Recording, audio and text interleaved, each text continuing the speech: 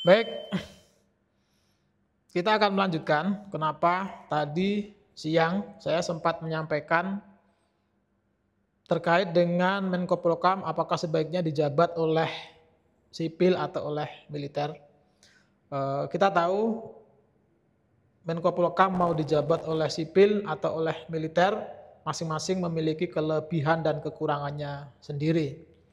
Tetapi kita harus melihat juga situasi dan kondisi Indonesia belakangan ini.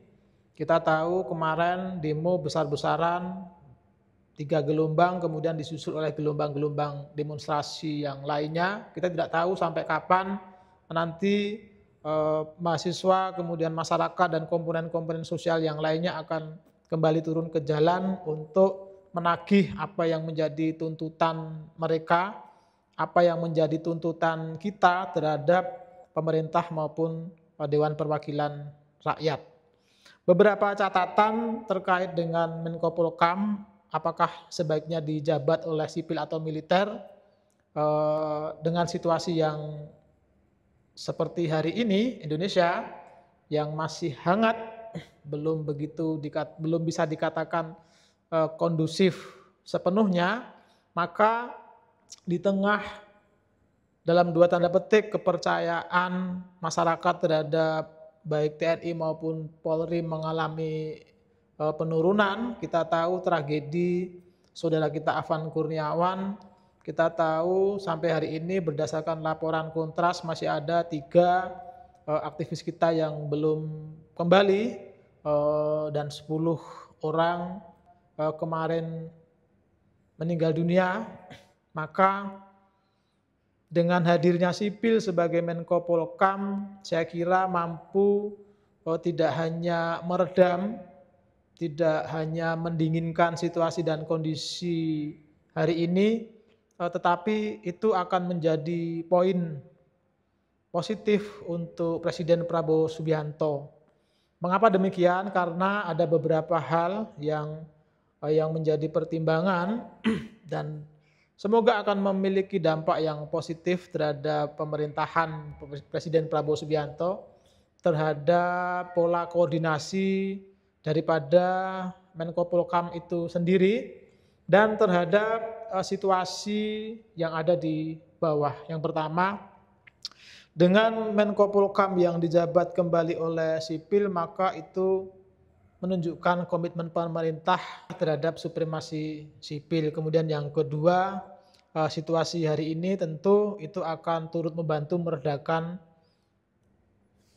tensi politik, tensi sosial yang ada di bawah. Tentu saja itu tetap harus diimbangi dengan pemenuhan terhadap tuntutan-tuntutan yang disampaikan oleh masyarakat, tuntutan-tuntutan yang disampaikan oleh mahasiswa, kemudian aktivis dan masyarakat yang lainnya.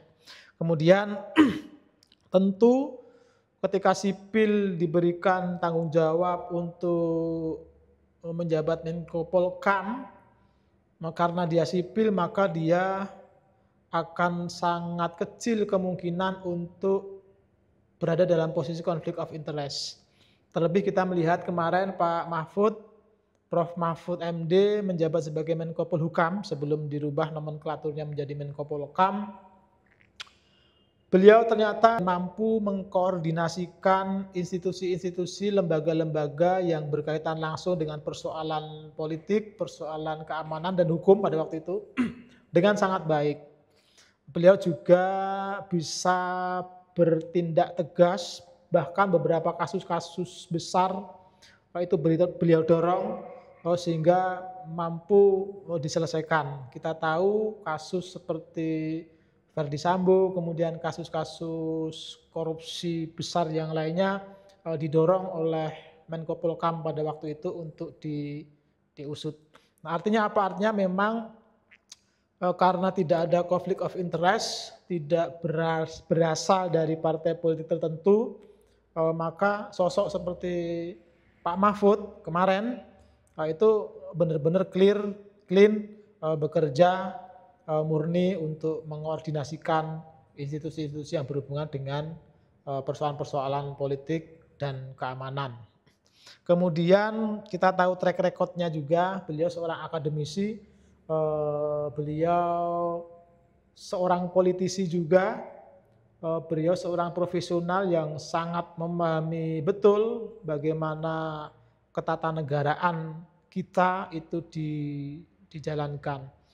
Kemudian tentu saja ketika Menko Polhukam dijabat oleh sipil, satu hal yang ini cukup membedakan saya kira adalah pendekatan yang nanti dilakukan.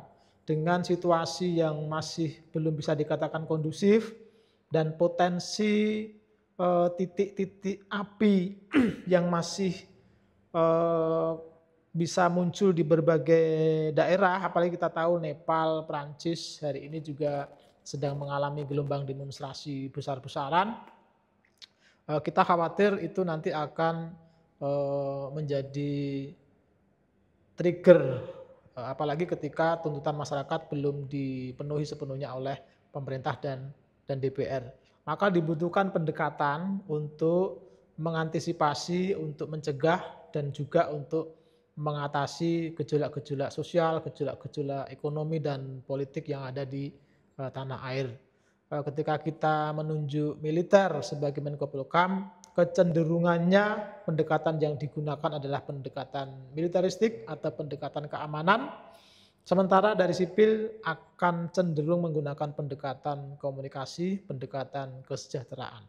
Saya kira itu. Sekali lagi kita juga tidak tahu apakah kemudian nanti Presiden Prabowo akan menarik kembali Profesor Mahfud sebagai Menko Polhukam atau tidak. Wallahu a'lam bishawab. Yang pasti kita sama-sama mendukung pilihan Presiden Prabowo, kita sama-sama mendukung kebijakan pemerintah selama itu semata-mata dilakukan untuk mensejahterakan rakyat. Saya kira itu. Terima kasih. Sampai ketemu di isu-isu yang lainnya, tema-tema politik yang lainnya.